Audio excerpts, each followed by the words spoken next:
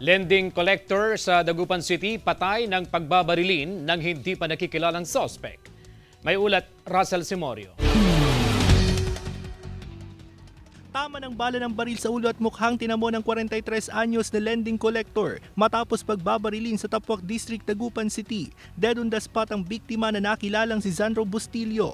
Sa investigasyon ng pulisya, naka-out na sa opisina ang biktima pero bumalik ito matapos masiraan ng gulong ang motorsiklo nito.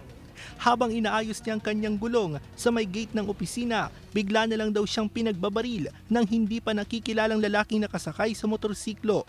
Ang unang anggulo na tinitingnan natin nga yung kaaway niya. Hindi pa natin ma-discard kung sino yung kaaway niya. Kaya nga ito, kaalis lang ng pamilya, kausap ko sila na makipagtulungan sa amin. Baka may mga previous threats itong namatay.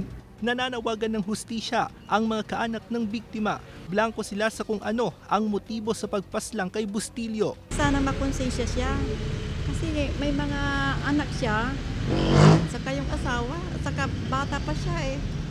Na-recover ng pulisya sa crime scene ang isang fire cartridge ng kalibre 45 baril.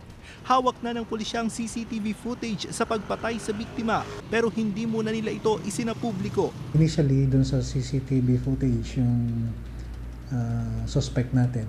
Kaya lang medyo pixelized pa kasi through cellphone lang yung kinuha namin. Nag-request na kami actually dun sa may-ari para i-download. Kasama si Henry Domencil, ako si Russell Simorio, naghahatid ng Balitang Amyanan.